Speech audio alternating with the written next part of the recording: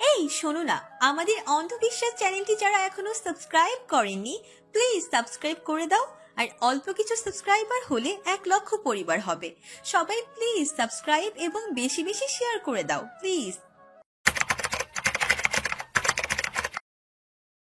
Doctor Ishan Chowdhury emergency surgery শেষ করতে করতে রাত প্রায় 2টো বেজে গেছে। ওটি রুম থেকে বেরিয়ে নার্স অদিতিকে ডেকে পড়ল।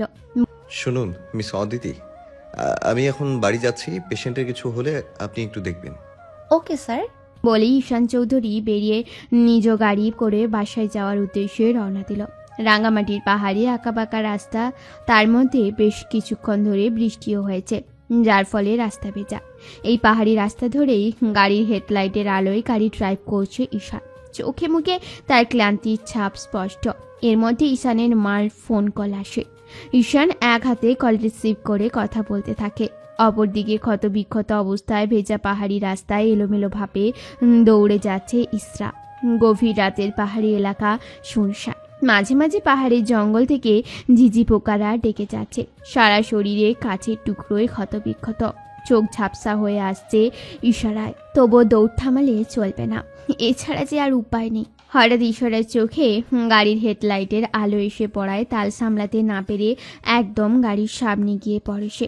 ওদিকে ঈশান ফোনে কথা বলায় ব্যস্ত থাকায় হঠাৎ করে গাড়ির সামনে এত রাতে কেউ চলে আসায় হকচকিয়ে যায় সে। অতঃপর জোরে ব্রেক চাপে। মা একটু রাখছি বলেই তড়িঘড়ি করে গাড়ি থেকে নেমে পড়ে ঈশান। গাড়ির সামনে এসে বলল, এক্সকিউজ মি, দেখে চলতে পারেন না? এত রাতে এইভাবে রাস্তায় দৌড়াচ্ছেন কেন? বলে ইশারার মাথাটা হাতে নিতেই দেখল সম্পূর্ণ সেন্সলেস হয়ে কপাল ফেটে রক্ত গল গল করে বেরিয়ে যাচ্ছে। তাছাড়া পরনে সাদা বেগুনি শাড়িটাও রক্তে মাখামাখি অবস্থা, হাতে পায়ে কাচের টুকরোরা ক্ষতবিক্ষত চিহ্ন। শিট, প্রচুর ব্লিডিং হচ্ছে, এমার্জেন্সি হসপিটালে নিতে হবে।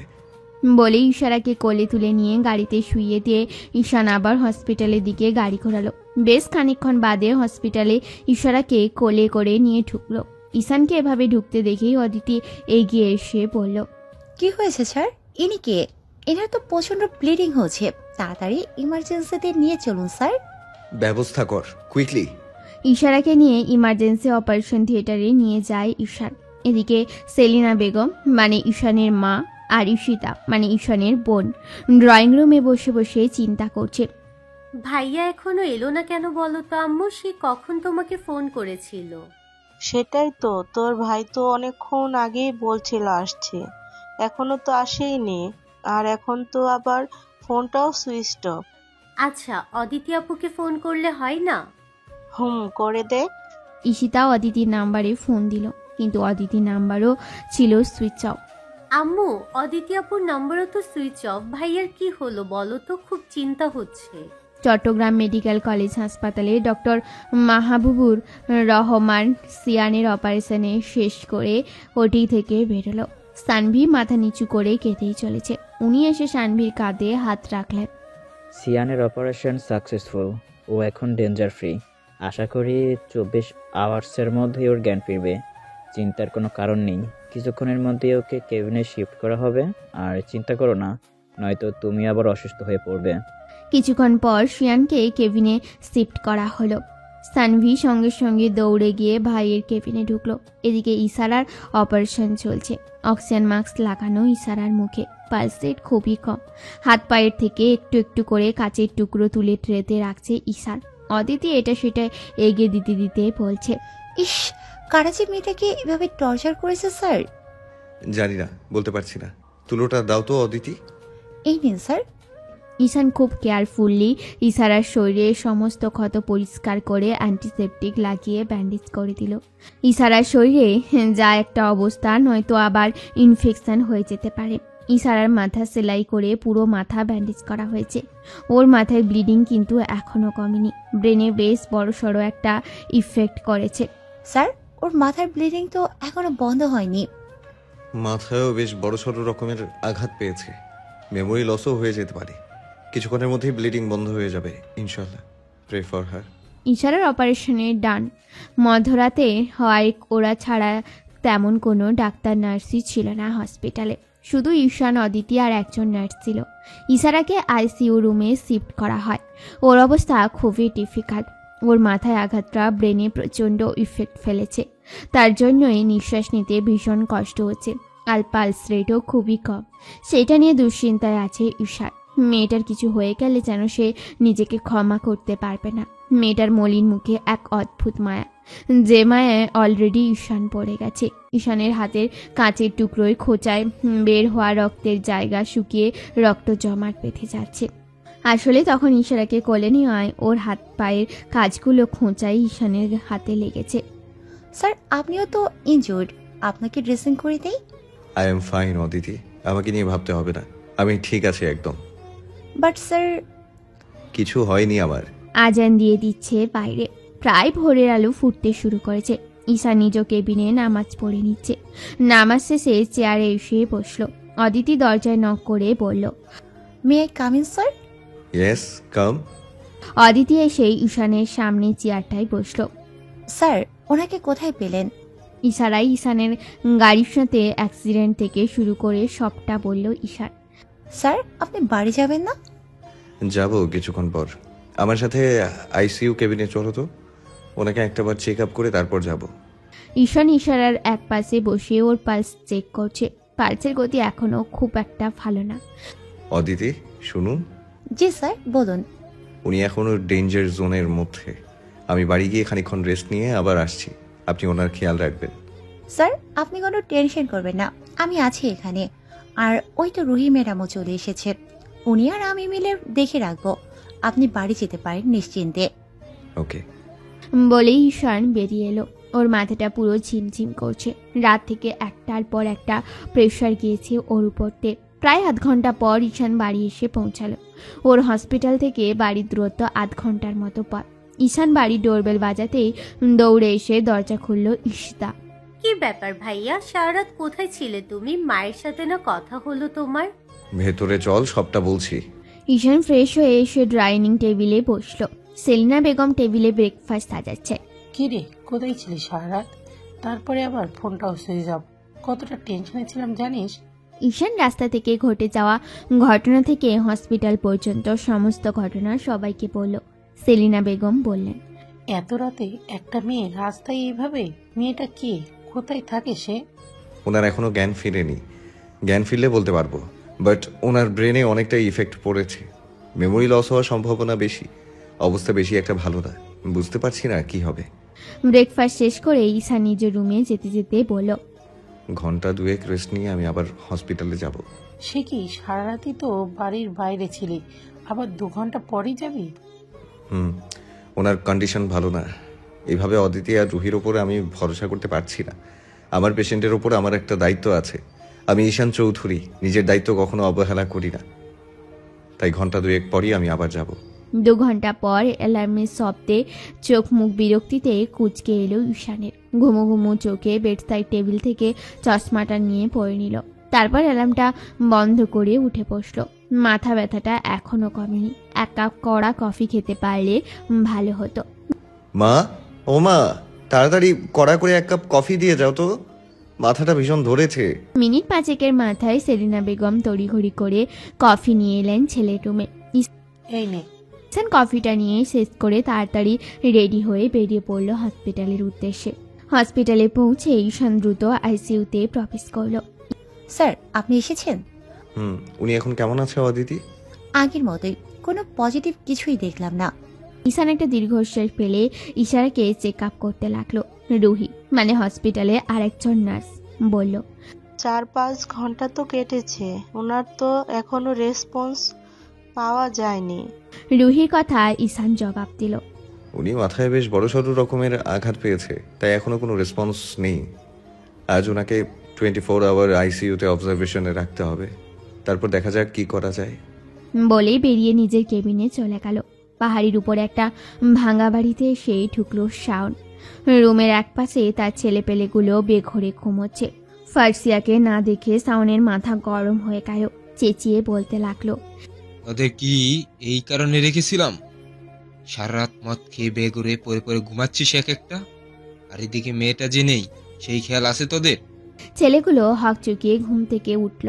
তাকিয়ে দেখলো ফার্সিয়া নেই। মেয়েটাকে তো এইখানে বেঁধে রেখেছিলাম, কোথায় গেল? সেটা তোরা জানিস। তারা থাকা সত্ত্বেও তোদের চোখ ফাঁকি দিয়ে ও বেরিয়ে যায় কি করে এখান থেকে? সরি বস, আমরা এক্ষুনি বেরোচ্ছি মেয়েটাকে খুঁজে আনার জন্য। আর একটা কথাও শুনতে চাই না। ইমিডিয়েটলি ফার্সিয়াকে খুঁজে আন। তোদের জাস্ট 2 ঘন্টা সময় দিলাম। এই পুরো রাঙামাটির শহরে যেখান থেকে পারিস ওকে এনে আমার সামনে হাজির করবি। আর না হলে তোদের এক একটাকে আমি জ্যান্ত পুঁতে ফেলবো। আপনি চিন্তা করবেন না বস, আমরা এক্ষুনি যাবো আর ওকে নিয়ে আসবো। বলেই হনহন করে ছেলেগুলো বেরিয়ে গেল। আর সাউন্ড আগে গজগজ করতে করতে বসে পড়ল। সিয়ানের জ্ঞান ফিরেছে বেশ কিছুক্ষণ আগে। সানভি সিয়ানের বুকে গুলি লাগা জায়গায় ব্যান্ডেজের উপর হাত রেখে কাঁদছে। ফার্সিয়া কোথায় সানবি? ভাবিকে শাওন ভাইয়ারা তুলে নিয়ে গেছে। সিয়ান চট করে শোয়া থেকে উঠে বসলো। পাশ থেকে সাইড গায়ে দিতে দিতে পড়ল, আমাকে এক্ষুনি বেরোতে হবে, ফার্সিয়াকে খুঁজতে হবে। তুই এখনো সুস্থ হসনি ভাইয়া? এই অবস্থায় তুই ওকে এখন কোথায় খুঁজবি? আমি কিছু জানি না, আমার ফার্সিয়াকে খুঁজে বের করতেই হবে। ওর কিছু হয়ে গেলে আমি... ভাইয়া যাস না। সানবি সর আমার সামনে থেকে, আমার কিছু হয়নি, আমার ওকে খুঁজতে যেতেই হবে। ভাই আমার কথাটা একটাবার শোন। তুই সরে যা সামনে থেকে, আমাকে যেতে দে। সানভি সিয়ানকে বারবার আটকানোর চেষ্টা করছে, কিন্তু সিয়ান মানছে না। সানভি চেঁচিয়ে বলতে লাগলো, মাহবুব আঙ্কেল ভাই আমার কথা শুনছে না, ভাইয়া বেরিয়ে যেতে চাইছে। সঙ্গে সঙ্গে ডক্টর মাহবুবুর রহমান আর 2 জন নার্স এসে সিয়ানকে আটকানোর চেষ্টা করতে লাগলো, কিন্তু সিয়ান কারো কথাই শুনছে না। Uncle, I am fit now, let me go. Sian, তুমি এখনো সুস্থ না। কয়েক ঘন্টা আগে মাত্র তোমার অপারেশন কমপ্লিট হয়েছে। এভাবে ওই অবস্থায় বাইরে গেলে তোমার বুকে ইনফেকশনের হয়ে যেতে পারে। এখন তোমার রেস্ট নেওয়া দরকার। আমার ফার্সিয়াকে খুঁজে বের করতেই হবে আঙ্কেল। তুমি সুস্থ হও, আমরা পুলিশে ইনফর্ম করেছি। পুলিশ নিশ্চয়ই কোনো না কোনো একটা খবর দেবে। আর না হলে তুমি সুস্থ হলে 2-1 দিন পরে তারপর যেও। সিয়ান কারোর কোনো কথা না শুনে ডাক্তার মাহবুবকে ধাক্কা দিয়ে বেরিয়ে গেল। ভাইয়া যাস না, আমার কথাটা একবার শোন ভাইয়া। 24 ঘন্টা কেটে গেছে, ইশারার এখনও জ্ঞান ফেরেনি, তবে পালস রেট এখন নর্মাল। অদিতি আর রুহি আইসিইউতে আছে, আর ঈশান তার কেবিনে পেশেন্ট দেখছে। ঈশান অদিতিকে কল দিয়ে বলল, অদিতি, ওনার জ্ঞান ফিরেছে? এখনো ফিরেনি। ওকে, ওনার জ্ঞান ফিরলে আমাকে বলবেন। জি স্যার। অদিতি ফোন রেখে দিতে যাবে এমন সময় ইশারার হাত পায়ের আঙুল একটু একটু করে নড়ছে। স্যার, উনি রেসপন্স করছেন, হাতে পায়ের আঙুল নড়ছে। ওকে, আপনি বসুন ওর কাছে, আমি আসছি এক্ষুনি। ঈশান পেশেন্টদের বলল, এক্সকিউজ মি, আমাকে ইমার্জেন্সি একটু আইসিইউতে যেতে হবে, আপনারা একটু অপেক্ষা করুন। বলেই আইসিইউর দিকে চলে গেল। আইসিইউতে ঢুকে ইশারার পাশে বসে পালস চেক করতে লাগলো। চোখের পাপড়ি নড়ছে ইশারা। বেশ কিছুক্ষণ পর আস্তে আস্তে করে চোখ মেলল ইশারা। সব কেমন ঘোলা ঘোলা লাগছে, মাথাটাও ঘুরছে। স্যার স্যার, ওনার জ্ঞান ফিরেছে। আমি দেখছি, জোরে কথা বলবেন না, ওনার নীরবতা প্রয়োজন। ইশারা কোথায় আছে কিচ্ছু বুঝতে পারছে না। ঈশান সমস্ত চেক আপ শেষ করে অক্সিজেন মাস্কটা খুলল। এখন মোটামুটি ইশারা স্বাভাবিকভাবেই শ্বাস নিতে পারছে। অদিতি, ওনাকে একটু পানি দিন তো। জি স্যার, এখনই দিচ্ছি। অদিতি 1 গ্লাস পানি নিয়ে ইশারার মাথাটা হালকা করে উঁচু করে ওকে পানি খাওয়ালো। বেশ খানিকক্ষণ পর ঈশান ইশারাকে জিজ্ঞেস করলো, আপনার নাম কি? ইশারা কিছু বলতে পারল না, শুধু তাকিয়ে রইল। এক্সকিউজ মি, আপনার নাম কি? আপনার বাসা কোথায়? ইশারা কিছু বলতে পারছে না। আপনাকে কিছু জিজ্ঞাসা করলাম তো। ইশারা মাথা চেপে ধরে কাঁপা কাঁপা কণ্ঠে বলে উঠল, জানি না, আমি কিচ্ছু জানি না। ওকে ওকে, শান্ত হন, বেশি স্ট্রেস নেবেন না, আপনার মাথায় সমস্যা হবে। আপনার এখনই কিছু মনে করতে হবে না। রুহি, তুমি ওনার কাছে থাকো, আর বেশি স্ট্রেস যেন না নেয় সেদিকে খেয়াল রাখো। আমি একটু কেবিনে যাচ্ছি। অদিতি, আপনি আমার সাথে আসুন। বলে ঈশান আইসিইউর দরজা খুলে বেরিয়ে গেল। পেছন পেছন অদিতিও। কেবিনে ঢুকে ঈশান নিজের চেয়ারে বসে পড়ল। অদিতিকেও বসতে বলল। কি হলো বলুন তো স্যার, ওনার কি সত্যি মেমোরি লস হয়ে গেছে? কিছু মনে নেই? হ্যাঁ, সেটাই তো দেখছি। যেটা আশঙ্কা করেছিলাম সেটাই হলো। উনি যদি কিছু না বলতে পারেন তাহলে ওনার বাড়ির লোকদের খবর দেব কি করে? আগে উনি সুস্থ হন, তারপর দেখা যাক। আমি এখন পেশেন্ট দেখব, আপনি যেতে পারেন। Okay sir. ঈশানের পেশেন্ট দেখা শেষ, আইসিইউতে ঢুকলো। রুহি এগিয়ে এসে বলল, স্যার, ওনার হাতের এই আংটিটা দেখার পর থেকেই কেমন যেন করতেছে। রাস্তায় যখন ঈশান পেয়েছিল তখন ইশারার পরনে একটা সাদা আর বেগুনি রঙের শাড়ি ছিল, সাথে কিছু গহনাও ছিল। অপারেশনের সময় সবগুলো গহনা খুলে রাখা হয়, কিন্তু ওই আংটিটা আর তখন খোলা হয়নি।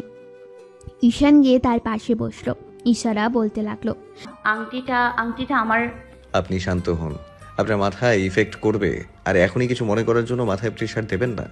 কিন্তু ইশারা কিছুতেই শান্ত হচ্ছে না।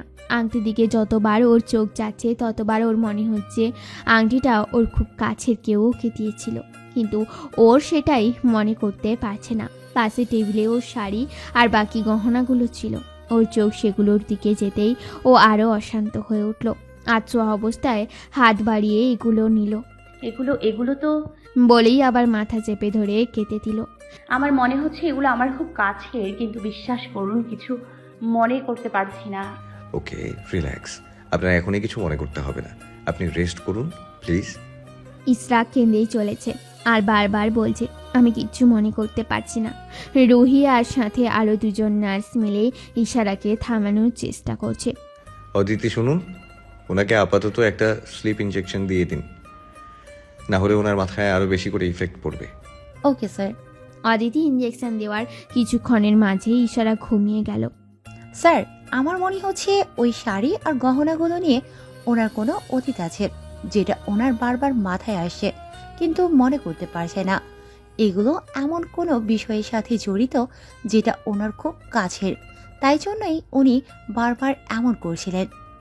হতে পারে উনি ওনার ঘুম ভাঙার পর ওনাকে যথেষ্ট পরিমাণ শান্ত রাখার চেষ্টা করবেন, নয়তো কিন্তু আরও বেশি অবস্থা খারাপ হবে। সানভির ফ্ল্যাটে সানভি আর ডক্টর মাহবুবুর রহমান বসে অপেক্ষা করছে শিয়ানের জন্য, কিন্তু সেই যে সকালবেলা শিয়ান বেরিয়েছে এখনও ফেরার নাম মপ্তি নেই। এমনকি ফোনটাও সুইচ অফ করে রেখে দিয়েছে। রাত প্রায় 1টা বাজে। ক্লান্ত শ্রান্ত শরীর নিয়ে সানভির ফ্ল্যাটে এসেছে শিয়ান। আসলে সানভি ফোনে মেসেজ দিয়ে রেখেছিল ওর ফ্ল্যাটে আসার জন্য। শিয়ান ফোন অন করে পরে সানভির মেসেজটা দেখে এখানে চলে আসে। ড্রয়িং রুমে এসে ধপ করে সোফায় বসে পড়ল সানভি। দৌড়ে গিয়ে এক গ্লাস পানি এনে শিয়ানকে দিল। সারাদিন কোথায় ছিলি ভাইয়া? তো শরীরের এই অবস্থায় এভাবে ছোটাছুটির কোনো মানে হয়? শিয়ান পানিটা খেয়ে নিল। শিয়ানের সাদা শার্টের উপর দিয়ে বুকে রক্ত দেখা যাচ্ছে। মাহবুব এসে শিয়ানের শার্টটার বোতাম খুলে আগের ব্যান্ডেজ সরিয়ে আবার নতুন করে ড্রেসিং করতে করতে বলল, তোমাকে কত করে বললাম এমন অসুস্থতায় বেরিও না। আঙ্কেল তো তোমার বাবার মতোই, তোমার বাবার কথা হলে সেটা ফেলতে পারতে। ওনার কথায় শিয়ানের কোনো হেলদোল নেই। কার সাথে কথা বলছি আমি? কোনো হেলদোল নেই। দেখেছো পুরো ব্যান্ডেজটা ভিজে গেছে সারাদিনে। এটা অন্তত আরও একটাবার ড্রেসিং করা লাগতো। আর কবে নিজের ভালোটা বুঝবে বলো তো? আমি এমনিতেও ভালো নেই আঙ্কেল। আমার ভালো থাকা খারাপ থাকা সব কিছু শুধুমাত্র ফার্সিয়া, ওকে ছাড়া আমি ভালো নেই। আনবি শান্ত স্বরে জিজ্ঞেস করলো, ভাবের কোনো খোঁজ পেলি ভাইয়া? শিয়ান হতাশ হয়ে বলল, পুরো চট্টগ্রাম শহরে এমন কোনো জায়গা নেই যেখানে আমি ওকে খুঁজিনি। আমার পুরো ফ্রেন্ড সার্কেলকে দিয়েও খুঁজিয়েছি, কিন্তু কোনো খোঁজ পেলাম না। তাহলে ওকে কোথায় নিয়ে গেল শাওন ভাইয়ারা? আমি শিওর শাওন ওকে এই শহরে রাখেনি, এই শহরের বাইরে ওকে নিয়ে গেছে। তবে যেখান থেকেই হোক ওকে আমি খুঁজে বের করবই। 3-4 দিন কেটে গেছে। ইশারাকে কেবিনে শিফট করা হয়েছে। ইশারার হাতে পায়ের ক্ষত সেরেছে, কিন্তু মাথার আঘাত তো আর এত সহজে সারবে না। ওর পুরো মাথায় এখনো ব্যান্ডেজ করা। আজকে ঈশানের সাথে ঈশিতাও হসপিটালে এসেছে। ওর খুব ইন্টারেস্ট হচ্ছে মেয়েটাকে দেখার জন্য। ইশারার কথা ঈশানের কাছে শুনেছে। ঈশান ইশারাকে চেক আপ করার পর রুম থেকে বেরিয়ে যায়। ঈশিতা ইশারার পাশে বসে বললে, এই যে দেখছো ডক্টর ঈশান চৌধুরী, আমি ওর একমাত্র বোন। ভাইয়ের কাছে তোমার কথা শুনেছিলাম, তাই তোমাকে দেখতে চলে এসেছি। আচ্ছা, তোমার নাম কি গো? ঈশিতা ইশারার পাশে বসে বলে। ইশারা ঈশিতার দিকে তাকিয়ে রইল। খানিক বাদে আস্তে আস্তে বলল, আমার মনে নেই। ঈশিতা বলল, তুমি খুবই মিষ্টি দেখতে, তোমাকে কি আমি মিষ্টি বলে ডাকতে পারি? ইশারা হালকা হেসে মাথা নাড়িয়ে বলল, আচ্ছা। এমন অনেকক্ষণ ইশারা ঈশিতা গল্প করল। আজকে ঈশ্বরেরও কিছুটা ভালো লাগছে, কারোর সাথে খানিকক্ষণ কথা বলতে পেরেছে।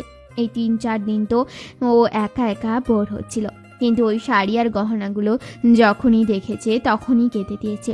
ওর মন অশান্ত হয়ে উঠেছে, মনে হচ্ছে ওর কোনো কাছের জিনিস ওর থেকে অনেক দূরে, কিন্তু ও সেটাই মনে করতে পারছে না।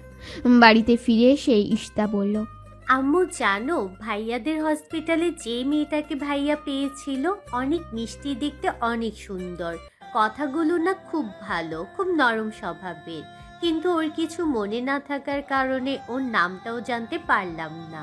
তাই আমি বলেছি তোমাকে আমি মিষ্টি বললেই ডাকবো। জানো আম্মু, মিষ্টি না অনেক মিশুক একটা মেয়ে। এই যে আমি গেলাম, এই অল্প কিছুক্ষণের মধ্যে আমার সাথে বেশ ভালোভাবে মিশেছিল। আসলে ওই 3-4 দিন তো একা একা ওর ভালো লাগেনি, তাই ভাবলাম ওর সাথে গল্প করে আসলে ওর মনটাও ভালো হবে আর খারাপ লাগাটাও কেটে যাবে। আচ্ছা, এবার হাত মুখ ধুয়ে খাবার দাবার খেয়ে নে। আচ্ছা আম্মু, তুমি কালকে যাবে ওকে দেখতে? তোমারও না ওকে খুব ভালো লাগবে, দেখো। আচ্ছা বাবা, ঠিক আছে, কালকে যাব। এখন তুই ফ্রেশ হয়ে এসে খাবার খেয়ে নে। ঈশিতা ফ্রেশ হতে ওর রুমে চলে গেল। এদিকে শাওনের লোকজন ফার্সিয়াকে খুঁজে পায়নি।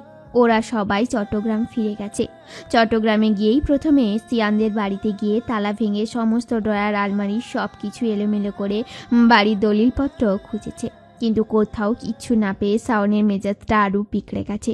সে সজোরে চেয়ারে একটা লাথি মেরে দলবল নিয়ে বেরিয়ে গেছে। নিজের বাড়িতে এসে বসে আছে শাওন, সামনে তার দলে ছেলেপুলেগুলো। আজকের খবর নে, ওই শিয়ান বেঁচে আছে কিনা। হাসপাতালগুলোতে খোঁজ নিয়েছিলাম বস, তারা বলল সিয়ান নামের কেউ হাসপাতালে আসেনি। আমার মনে হয় ওই বেটা মরে গেছে। মরে গেলে ও বাড়ির দলিলপত্রগুলো কোথায়? আচ্ছা 1 মিনিট, সানভি কোথায় বলতো? সেটা তো জানি না। এখনই খোঁজ লাগা, ওকে আমার ইমিডিয়েটলি চাই। এই 3-4 দিন ধরে সিয়ান ফার্সিয়াকে হন্যে হয়ে খুঁজেছে, কিন্তু কোথাও পাচ্ছে না। আশেপাশে অনেকগুলো জেলায় পুলিশ অফিসারদের সাথে কথা বলে ওনাদের কাছে ফটো দিয়ে রেখেছে। সবাই যে যার মতো ফার্সিয়াকে খোঁজার আপ্রাণ চেষ্টা করছে। সিয়ান ব্যালকনিতে দাঁড়িয়ে আছে। সানভি এসে পাশে দাঁড়ালো।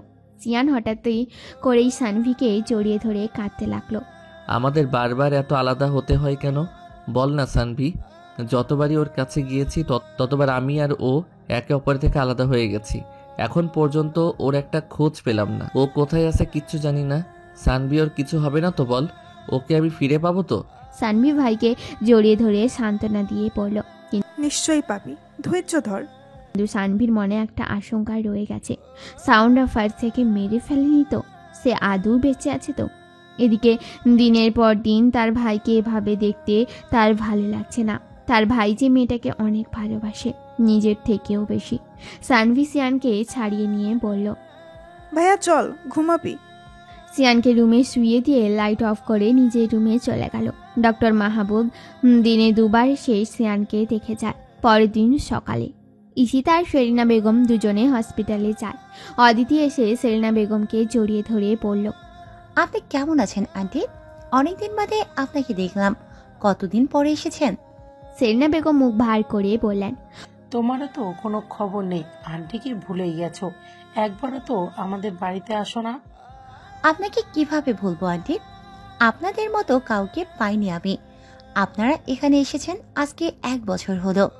এই 1 বছরে আপনি আমাকে যে জায়গা দিয়েছেন, মেয়ের মতো ভালোবেসেছেন, কিভাবে ভুলি আপনাদের? তোমার কত মনে আছে আমাদের, সেটা দেখতে পাচ্ছি। আচ্ছা চলো এখন মিষ্টিকে দেখে আসি। অদিতি অবাক হয়ে বলল, মিষ্টি? মিষ্টি কে?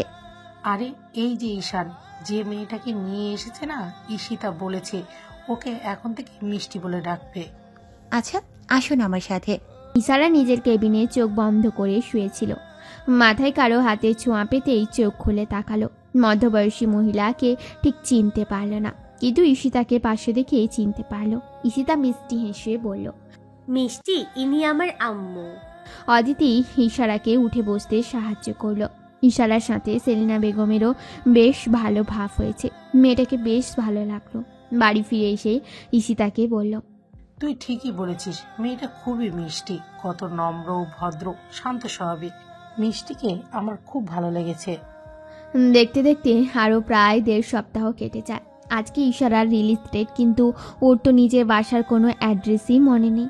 তাই ঈশান সিদ্ধান্ত নিয়েছে ইশারার সব কিছু মনে পড়া অবধি ওদের বাড়িতেই থাকবে। যে ব্যাপারটাতে ঈশিতা আর সেলিনা বেগম দুজনেই খুশি। ইশারার মাথায় এখনও ব্যান্ডেজ আছে। ইশারাকে তৈরি করে ঈশিতা ওর সাথে বাড়িতে নিয়ে গেল। ঈশিতা ঘরে ঢুকে কলিং বেল বাজাতেই সেলিনা বেগম হাসি মুখে দরজা খুলল। ঈশিতা ইশারাকে নিয়ে ড্রয়িং রুমে বসালো। সেলিনা বেগম গিয়ে কিছু ফলমূল আর মিষ্টি এনে সামনে সাজালেন। ওরা দুজন নাস্তা করে নিল। দুপুরে খানিক বিশ্রামের পর বিকেলে ঈশিতা ইশারাকে নিয়ে তার ছাদ বাগানে গেল। দুজনে একসঙ্গে গল্প করল, ফুলের গাছে পানি দিল। ইশারার এখন খানিকটা হলেও ভালো লাগছে। এতদিন বন্ধ হসপিটালে রুমে থাকতে থাকতেও বোর হয়ে গেছিল। আজকে অনেক দিন পর খোলা আকাশের নিচে নিঃশ্বাস নিতে পারছে। কথা বলতে বলতেই সে একসময় জিজ্ঞেস করলো ঈশিতার পছন্দের কেউ আছে কিনা।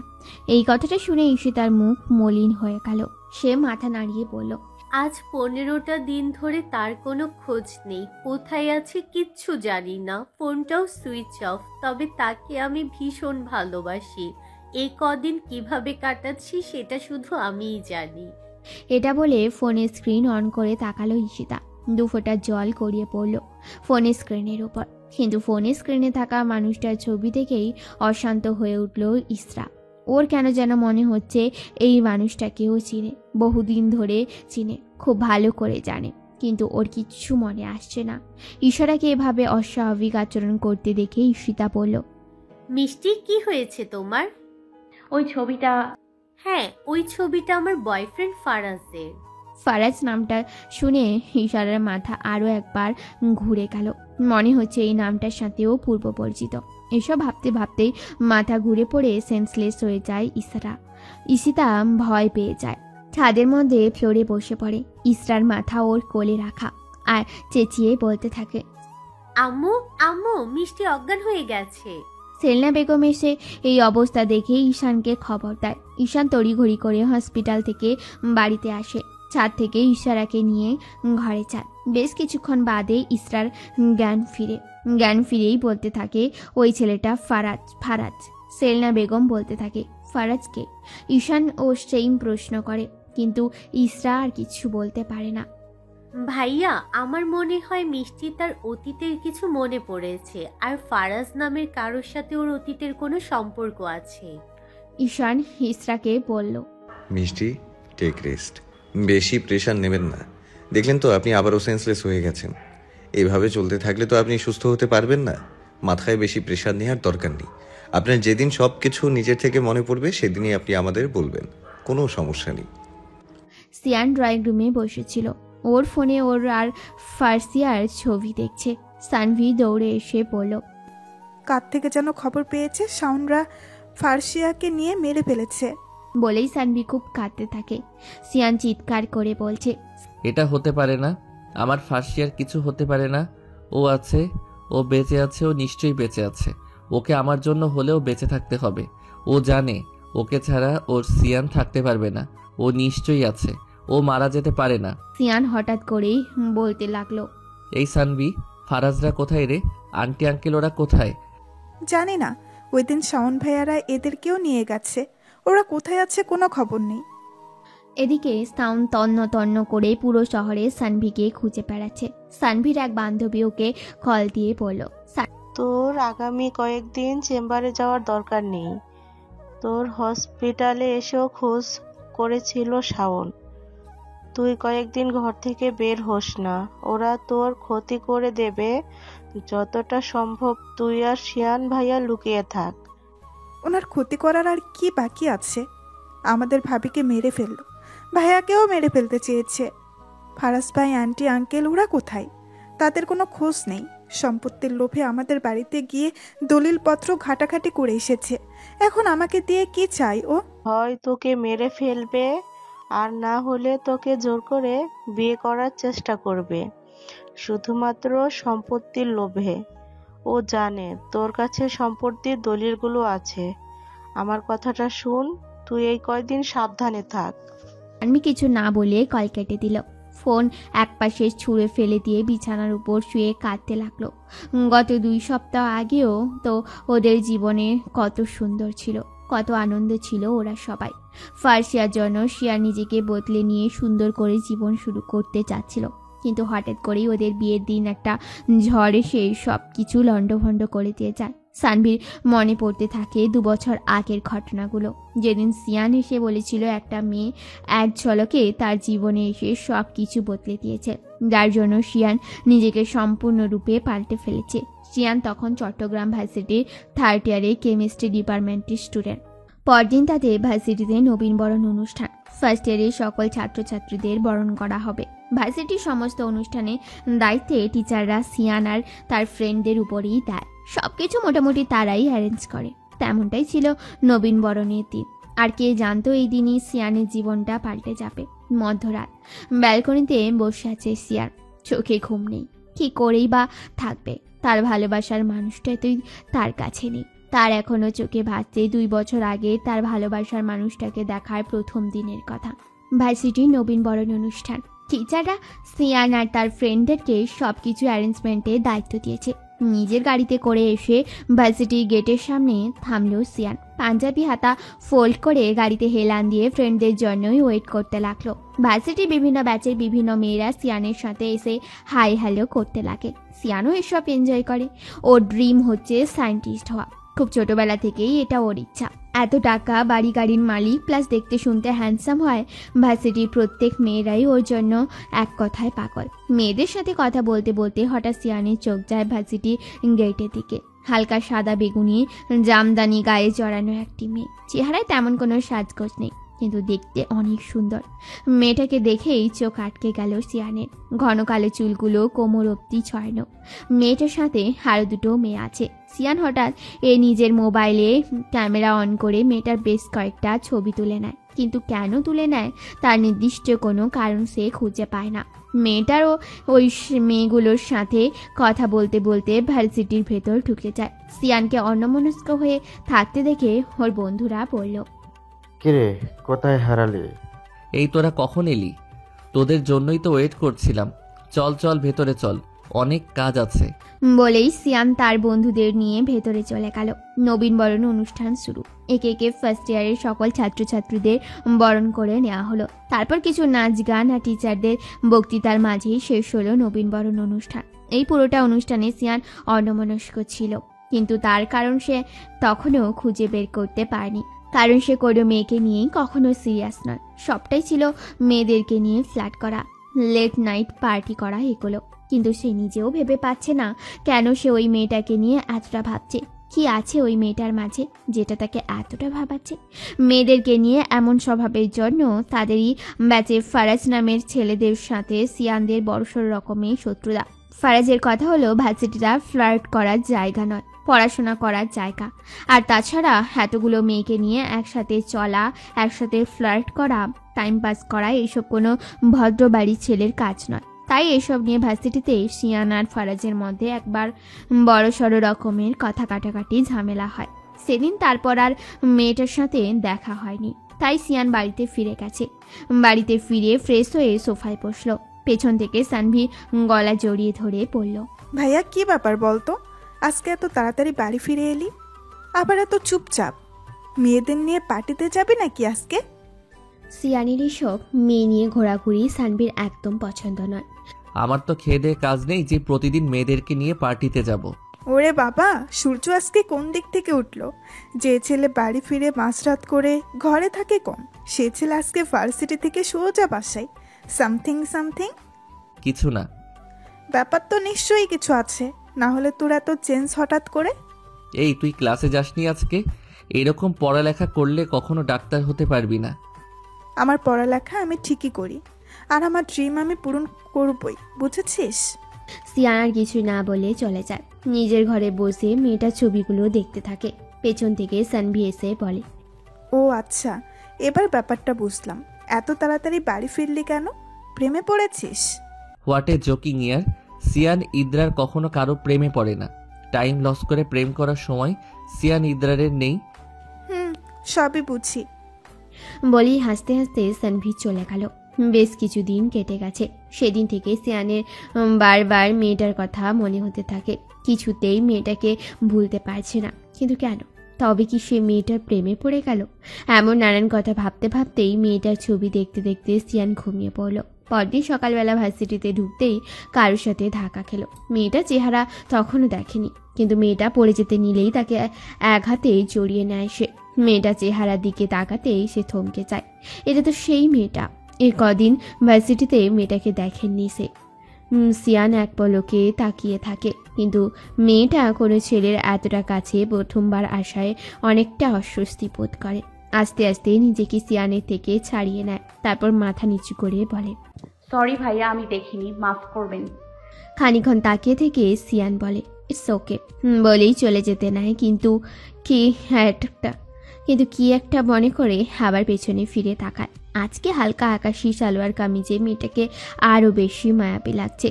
যেখানে ভার্সিটির অন্যান্য মেয়েরা কতটা মডার্ন হয়ে আসে, সেখানে এই মেয়েটা একদমই সাদামাটা, যে ব্যাপারটা সিয়ানকে আরও বেশি অ্যাট্রাক্ট করে। সিয়ান ধীর পায়ে এগোতে থাকে মেয়েটার দিকে। মেয়েটার ভয় তখন আরও বাড়ছে। মেয়েটার সামনাসামনি এসে দাঁড়িয়ে তীক্ষ্ণ দৃষ্টিতে তাকায়। মেয়েটা ভয়ে শুকনো ঢোক গিলে। সায়ন জিজ্ঞেস করে, নাম কি তোমার? মেয়েটা কাঁপা কাঁপা গলায় বলে, ফার্সিয়া ইশরা। কোন ইয়ার? Honours first year. কোন ডিপার্টমেন্ট?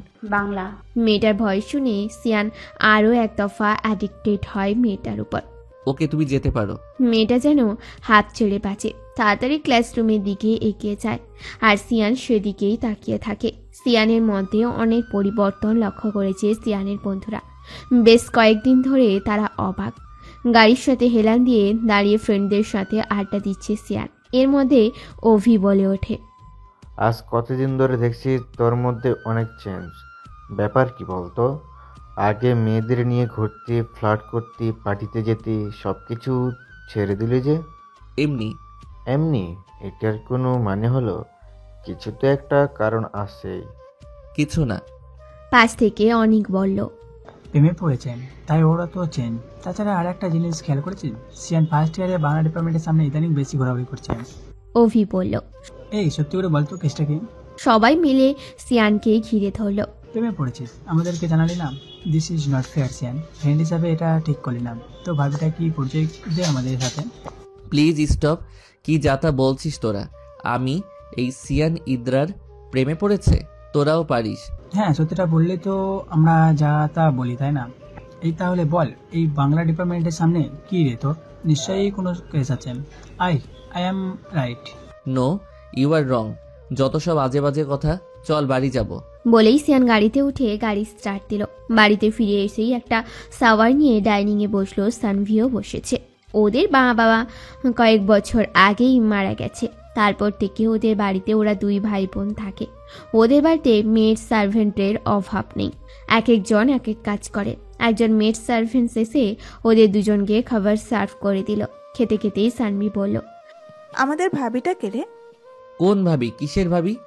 না মানে, তুই যাকে ভালোবাসিস আর তুই বিয়ে করলে অবশ্যই তোর ভালোবাসার মানুষকেই করবি, আর বিয়ের পর তোর বউ, তখন সম্পর্কে আমার ভাবি হবে, তাই বললাম। খুব পাকা পাকা কথা শিখেছিস তাই না? খুব বড় হয়ে গেছিস। এখনও কি ছোট থাকবো?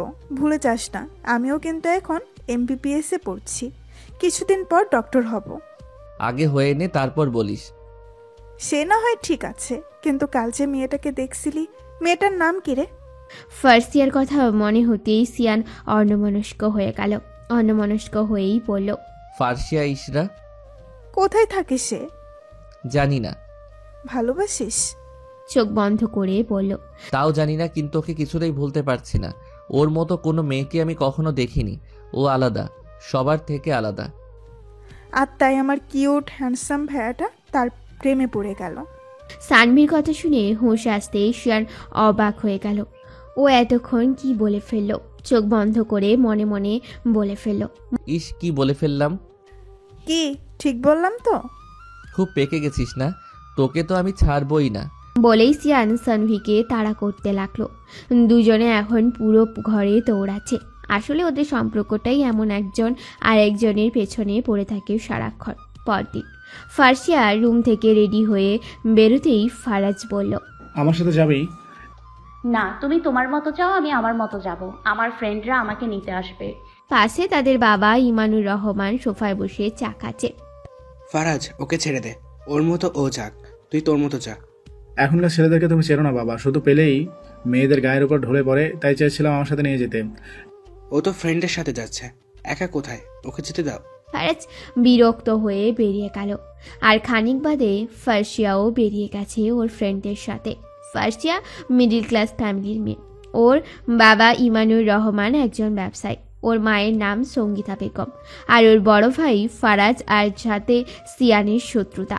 ওরা নিজেদের বাড়িতেই থাকে। ফারাজ অনেক আগেই ভার্সিটিতে চলে এসেছে নিজের বাইক দিয়ে। আর ফার্সিয়া বান্ধবীদের সাথে রিক্সা দিয়ে এসেছে। শিয়ান আজকেও গেটের সামনে গাড়ির মধ্যে বসেই ওয়েট করছিল ফার্সিয়াকে দেখার জন্য। রিক্সা থেকে মেয়েটাকে নামতে দেখেই গাড়ির গ্লাসটা তুলে দিল সিয়ান। গাড়ির ভেতর থেকে দেখতে লাগলো তার মায়াবিনীকে। ক্লাসরুমে বসে আছে ফার্সিয়া। যেহেতু ডাকনাম ইসরা, তাই সবাই ওকে ইসরা বলে ডাকে। একটু আগে টিচারের বলা কথাটা নিয়ে ভাবছে ইসরা। কিছুদিন পর ওদের ভার্সিটি থেকে বান্দারবনে যাবে ট্যুরে। ওর যাওয়ার ইচ্ছে থাকলেও ওর বাবা মা বাড়ি থেকে কেউ অনুমতি দেবে না।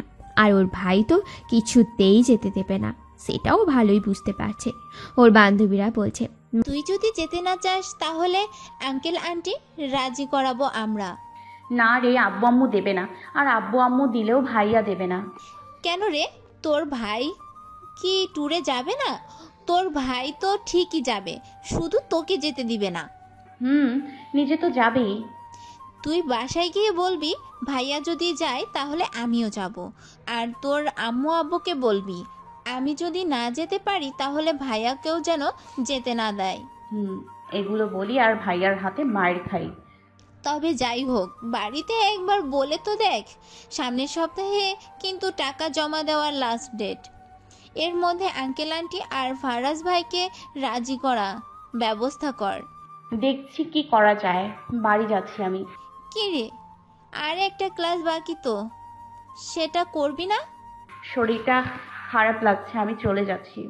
আচ্ছা, সাবধানে যাবি। আসছি বলেই ফার্সিয়া বেরিয়ে যায় ক্লাসরুম থেকে। ফার্সিয়া আর ওর কলেজের দুজন বান্ধবী ওই ভার্সিটিতে ভর্তি হয়েছে। তাছাড়া নতুন কয়েকজনের সাথেও ফার্সিয়ার বেশ ভালো বন্ধুত্ব হয়ে গেছে, তাই ভার্সিটিতে ওর একা ফিল হয় না। ফার্সিয়াদের ক্লাসরুম যে বিল্ডিংয়ে, ওই বিল্ডিংয়ের সামনেই সিয়ান দাঁড়িয়ে আছে ওর বন্ধুদের সাথে।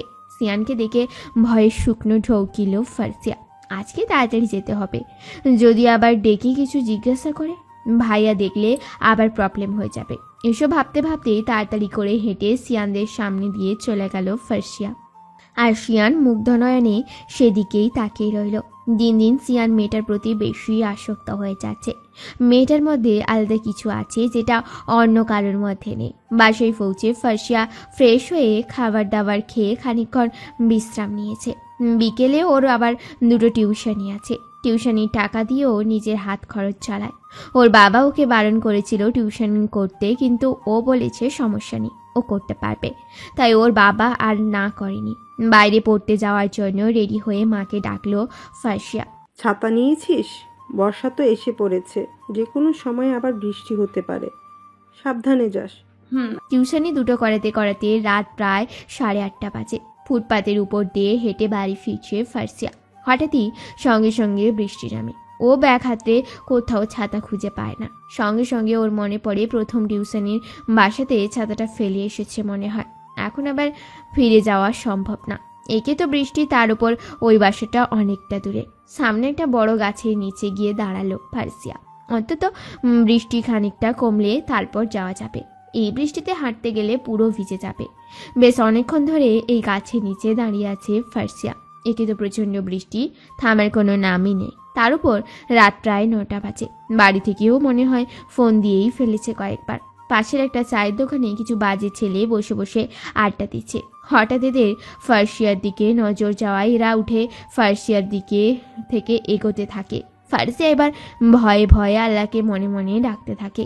এই বৃষ্টিতে কি একটা বিপদে পড়লো সে, মনে মনে বলছে, ইয়া আল্লাহ, রক্ষা করো আমায়। ওই রাস্তার পাশ দিয়েই শিয়ান গাড়ি ড্রাইভ করে যাচ্ছিল। হঠাৎ একটা মেয়েকে এভাবে বৃষ্টিতে একা গাছের নিচে দাঁড়িয়ে থাকতে দেখে সিয়ান গাড়ির গ্লাসটা নামালো। ভালো করে তাকাতেই দেখলো ও ফার্সিয়াকে। তাড়াতাড়ি করে গাড়ি থেকে নেমে ফার্সিয়ার দিকে এগিয়ে গেল। সিয়ানকে দেখেই ছেলেগুলো এদিকে পা বাড়ানোর সাহস পেল না। ওরা আবার ফিরে চলে গেল। ফার্সিয়ার দিকে তীক্ষ্ণ দৃষ্টিতে তাকিয়ে জিজ্ঞেস করলো, তুমি এখানে এত রাতে? আসলে টিউশনি করে ফিরছিলাম, হঠাৎই বৃষ্টি নেমেছে, ছাতা আনতে মনে নেই, তাই গাছের নিচে দাঁড়িয়ে। তাই বলে এভাবে গাছের নিচে দাঁড়িয়ে থাকবে? যাই হোক, চলো আমার সাথে। তোমার বাসা কোথায়? আমি পৌঁছে দিচ্ছি। আর দরকার নেই ভাইয়া, আমি চলে যেতে পারবো। একে তো রাত অনেক হয়েছে, তার উপর বৃষ্টি থামার কোনো নামই নেই। তার থেকে চলো, আমি তোমাকে পৌঁছে দিচ্ছি। কোনো উপায় না পেয়ে ফার্সিয়া বাধ্য হয়েছে সিয়ানের সাথে গাড়িতে যেতে। কারণ এখন যদি না বাড়ি যেতে পারে তাহলে আর আজকে রাতে বাড়ি যাওয়া হবে না। বৃষ্টি তো মনে হয় থামবে না। আর তার উপর মা বাবা সে কখন থেকে কল করে যাচ্ছে, আর ভাইয়াও নিশ্চয়ই প্রচণ্ড রেগে আছে। তাই ফার্সিয়া সিয়ানের সাথে যাওয়ার জন্য সিদ্ধান্ত নিল। সিয়ান গাড়ি ড্রাইভ করতে করতে জিজ্ঞেস করলো, তুমি টিউশন পড়াও কেন? আমার ভালো লাগে, তাছাড়া নিজের হাত খরচটাও হয়ে যায়। পড়াশোনা করো কখন তাহলে? রাতের বেলা। তারপর আর তাদের মধ্যে বেশি কথা হয়নি। সিয়ান শুধু অ্যাড্রেস মতো বাড়ি পৌঁছে দিয়েছে। ফার্সিয়া গাড়ি থেকে নেমে দাঁড়িয়ে বলল, এখানে থামান। কেন? আমার বাড়ি আর একটু সামনেই, আমি চলে যেতে পারবো। আসলে ভাইয়া যদি কোনো ছেলের সাথে দেখে তাহলে ভাইয়া ভীষণ বকবে। তুমি যেতে পারবে তো, নাকি আরেকটু এগিয়ে দেব? পারবো, এই তো সামনেই আমার বাড়ি। আচ্ছা ঠিক আছে, যাও। ফার্সিয়া গাড়ি থেকে নেমে দাঁড়িয়ে বলল, থ্যাঙ্কস আমাকে পৌঁছে দেওয়ার জন্য। ইটস ওকে, এবার বাড়িতে যাও, না হয় তোমার মা বাবা আরো বেশি চিন্তা করবে। সিয়ানে থেকে বিদায় নিয়ে ফার্সিয়া বাড়িতে ঢুকলো। বাড়িতে ঢুকতেই ওর মা বলল, কি রে, এতবার কল দিলাম ধরলি না কেন? কোথায় ছিলি এতক্ষণ? আসলে আম্মু বৃষ্টির জন্য বাইরে ফোন বের করতে পারিনি, অনেক বৃষ্টি ছিল তো। এদিকে ফারাজ রাগী গলায় বলল, একটা কথা শুনে নে, কাল থেকে তোর আর কাউকে পড়াতে যেতে হবে না। কিন্তু ভাইয়া। কোনো কিন্তু না, তোকে আর পড়াতে হবে না। এত রাত করে বাইরে বেরিয়ে পড়ানোর কোনো মানে হয় না। তাই কাল থেকে শুধু ভার্সিটি আসা যাওয়া বাদে কোথাও যাবি না একা একা, কথাটা যেন মাথায় থাকে। ফার্সিয়ার মনটা খারাপ হয়ে গেল। হালকা ভেজা জামা কাপড়গুলো পাল্টাতে নিজের রুমে চলে গেল। রুম থেকে জামা কাপড় পাল্টে এসে রাতের খাবার খেয়ে নিল। আজকে আর পড়াশোনায় মন বসছে না। মন খারাপ করে বারান্দায় দাঁড়িয়ে বৃষ্টি দেখছে ফার্সিয়া। খানিক বাদেই মাথায় কারোর হাতের ছোঁয়া মাথায় পেতেই ফিরে তাকালো। ফার্সিয়ার বাবা ইমানুর রহমান মেয়ের মাথায় হাত বুলিয়ে বললেন, আমার মামুনের কি মন খারাপ? ফার্সিয়া দুপাশে মাথা নাড়ল, যার অর্থ না। কিন্তু মেয়ের মন বুঝতে পারলেন ইমানুর রহমান। আমি জানি আমার মায়ের মন খারাপ, তা কি হয়েছে বলো আমাকে। বাবা, ভাইয়া এইভাবে টিউশন পড়াতে না করলো কেন? আমি টিউশন পড়ালে ক্ষতি কি? এই টাকাটা দিয়ে তো আমার নিজের খরচ হয়ে যায়, বলো। তোর ভাইয়ের বলা যথেষ্ট কারণ আছে রে মা। এত রাতের বেলা মেয়েদেরকে একা একা রাস্তা দিয়ে আসা যাওয়া সেফ না। আর তাছাড়া তোর যা লাগে তা তো আমি দিচ্ছি, তাহলে আর টিউশনের কি দরকার? ফার্সিয়াও আর কথা পারল না। তাহলে মা শুয়ে ঘুমিয়ে পড়ো কেমন, কালকে তো আবার ক্লাস আছে। উনি ফার্সিয়াকে বিছানায় শুয়ে দিয়ে লাইট অফ করে দরজাটা টেনে চলে যান। ফার্সিয়া বিছানায় শুয়ে শুয়ে ট্যুরের কথা ভাবতে থাকে। কিভাবে ওর ফ্যামিলিকে বলবে? কেউ যদি রাজি না হয় তবে কি ওর যাওয়া হবে না? এই পর্যন্ত কখনোই ওর ফ্যামিলি ওকে একা একা কোথাও দূরে যেতে দেয়নি। স্কুল লাইফ, কলেজ লাইফে কোনোদিনও ফার্সিয়া সবার সাথে ট্যুরে যেতে পারেনি। কিন্তু ওরও তো যেতে ইচ্ছে হয়, সবার সাথে ঘুরতে যেতে মন চায়। ভেবে রেখেছে কালকে সাহস নিয়ে একবার বলেই দেখবে, তারপর যা হবার হবে। এসব ভাবতে ভাবতেই ফার্সিয়া ঘুমিয়ে যায়। স্টাডি টেবিলে বসে বসে সানভি নিজেদের কলেজের প্রোগ্রামের পিকগুলো দেখছিল। ঈশানের এক পিকটা জুম করে আলমনে মুচকি হাসছিল সানভি। ঈশান পড়ে ফাইনাল ইয়ারে আর সানভি পড়ে সেকেন্ড ইয়ারে। সানভি ঈশানকে ভালোবাসে, কিন্তু ঈশান সানভিকে ছোট বোনের মতোই দেখে, যে ব্যাপারটা সানভির মোটেও ভালো লাগে না। এই সময় সানভির সাথে কথা বলতে এসেছিল সিয়ান, কিন্তু এভাবে সানভিকে ছবি দেখতে দেখেই মুচকি হাসে। গিয়ে সানভির হাত থেকে ফোনটা নিয়ে নেয়। ভাইয়া ফোনটা দে বলছি। সিয়ান হাসতে হাসতে বলে, কিরে, আমার বন্ধুকে দেখা এখনো শেষ হলো না? ওকে সারা জীবন দেখলেও দেখা শেষ হবে না, এবার ফোনটা দে। কিন্তু ও তো পাত্তাই দেয় না তোকে। মুহূর্তেই সানভির মনটা খারাপ হয়ে যায়। বোনকে মন খারাপে থাকতে দেখে সিয়ান বলে, কি হয়েছে? সানভি সিয়ানকে জড়িয়ে ধরে বলে, আচ্ছা ভাইয়া, তোমার বন্ধু কি কোনোদিনও আমাকে বুঝবে না? অবশ্যই বুঝবে, না বুঝলেও জোর করে হলেও তোর সাথে আমি ওর বিয়ে দিব। প্রয়োজনে কিডন্যাপ করে তুলে আনবো, তারপর দেখি তোকে না বিয়ে করে যায় কোথায়। সিয়ানের কথায় সানভি আর সিয়ান দুজনেই হেসে উঠল। আসলে সিয়ান আর ঈশান হচ্ছে ছোটবেলার বন্ধু, একদম বেস্ট ফ্রেন্ড যাকে বলে। একসাথেই একই স্কুলে একই কলেজ থেকে পড়াশোনা করে বড় হয়েছে। কিন্তু ঈশানের স্বপ্ন ডাক্তার হওয়া আর সিয়ানের স্বপ্ন সায়েন্টিস্ট হওয়া, তাই দুজন এখন আলাদা পড়াশোনা করছে। তবু এরা প্রায় একসাথে দেখা করে, আড্ডা দেয়। দুই বন্ধুর মধ্যে বেশ ভালোই সম্পর্ক। ঈশানের মা সেলিনা বেগম তো সিয়ান আর সানভিকে একদম নিজের ছেলে মেয়ের মতোই ভাবে। যখনই সিয়ান আর সানভি ওই বাড়িতে যায় তখনই ওদেরকে ওদের পছন্দের খাবার রান্না করে সেলিনা বেগম খাওয়ায়। ওদের মা বাবার না থাকার কষ্টটা কিছুটা হলেও ভুলানোর চেষ্টা করেন উনি। সিয়ান আর সানভিও সেলিনা বেগমকে অনেক পছন্দ করে। ঈশানদের বাড়িতে আসা যাওয়া সেই ছোটকাল থেকেই। সিয়ান সানভির সাথে ঈশান আর ঈশিতার বেশ ভালো বন্ডিং, আর সেই ছোটবেলা থেকেই সানভি ঈশানকে ভালোবাসে। কিন্তু ঈশান তার বন্ধুর ছোট বোনকে নিজের ছোট বোনের মতোই ভাবে। ওদিকে ঈশিতা আর সানভিরও বেশ বন্ধুত্বপূর্ণ সম্পর্ক। পরদিন সকালবেলা ভার্সিটিতে আসতে অনেকটা দেরি হয়ে যায় ফার্সিয়ার। নিজের ক্লাসরুমের দিকে দৌড়ে যেতে থাকে সে। এদিকে শাওন তার কিছু বন্ধুদের নিয়ে সেই বিল্ডিংয়ের সামনে দিয়ে হেঁটে যাওয়ার সময় ফার্সিয়াকে দেখে কিছু বাজে মন্তব্য করে। সেসবে পাত্তা না দিয়ে ফার্সিয়া ক্লাসরুমের ভেতরে ঢুকে যায়। কিন্তু ক্লাসরুমে ঢুকতে যাবে এমন সময় ফার্সিয়ার ওড়নায় টান পড়ে।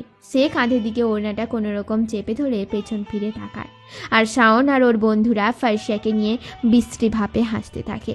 আর দূর থেকে কেউ একজন এই দৃশ্য দেখে রাগে চোখ লাল হয়ে যায়, যেন এক্ষুনি পারলে ওই চোখ দিয়ে শাওনকে ভস্ম করে দেয়। সিয়ান ক্লাসেই যাচ্ছিল, হঠাৎ এই দৃশ্য দেখে ওর মাথাটা গরম হয়ে যায়। সিয়ান দেখে শাওনের মুখে সজোরে একটা ঘুষি মারে। শাওন খানিকটা দূরে সরে গিয়ে পড়ে। সিয়ান এগিয়ে গিয়ে শাওনের গালে সজোরে আর একটা চড় মেরে ফার্সিয়ার ওড়নাটা টান দিয়ে নিয়ে নেয়। ক্ষিপ্ত মেজাজে বলে, লিসেন, তুই আমার কাজিন বলে বেশি কিছু করিনি তোর সাথে, বাট নেক্সটে যদি আরেকবার এরকম দেখি কোনো মেয়ের সাথে অসভ্যতা করতে, তাহলে তোকে আমি ছাড়বো না।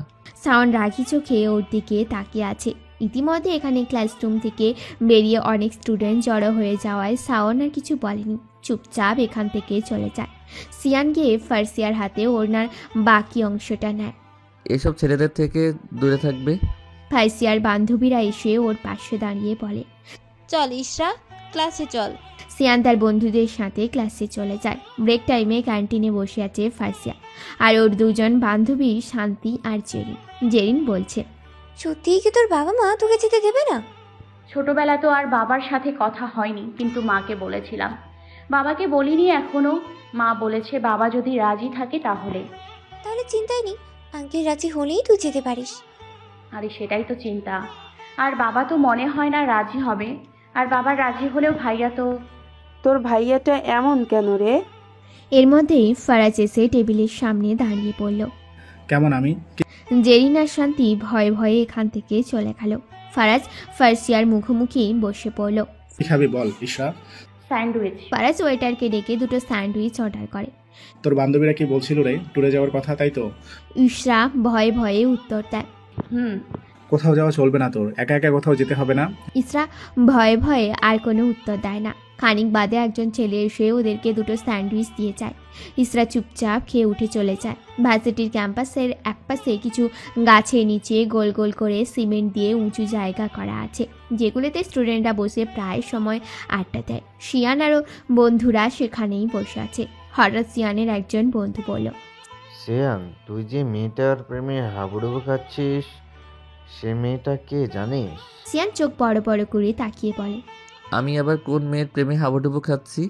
জিহাদ বলে ওঠে, ওরে বাবা, এমন করছে যেন বাজা মাছটা উল্টে খেতে জানে না। তুমি না বললেও আমরা জানি বুঝি যে তুমি ওই ফার্স্ট ইয়ারে ইশারার প্রেমে হাবুডুবু খাচ্ছ। সিয়ান কিছু বলে না। জিহাদ আবার বলে, তুমি যেমন ছেলে তুমি পুরোটা চেঞ্জ হয়ে গেছো। মেয়েদের নিয়ে পার্টি করো, ঘুরতে যাও, এসব তো একেবারে ছেড়ে দিয়েছো। সাজিদ বলে, যেটা বলছিলাম, ইশারা হচ্ছে ফারাজের বোন। সিয়ান খানিকটা অবাক হয়ে বলে, হোয়াট? ফারাজের বোন? হ্যাঁ। তো কি হয়েছে? তোর কি মনে হয় ফারাজ ওর বোনের সাথে তোর সাথে বিয়ে দেবে? হ্যাঁ, কি প্রেমী হলো না, তোরা বিয়ে অবধি চলে গেলি? ও আচ্ছা, এতক্ষণ না বলছিলি তুই ইশারার প্রেমে পড়িসনি, তাহলে এখন আবার প্রেম করার ইচ্ছা করছে কেন? এই আমি আবার কখন বললাম ওর সাথে প্রেম করব? এই মাত্রই তো বললি যে প্রেমই হলো না, আর আমরা বিয়ে অবধি চলে গেলাম। ধুর, তোদের সাথে কথা বলাই বেকার। তোরা থাক এখানে, আমি চললাম। এই শোন, আর একটা কথা। কি, তাড়াতাড়ি বল। ফারাজ ইশরাকে ট্যুরে যেতে দেবে না।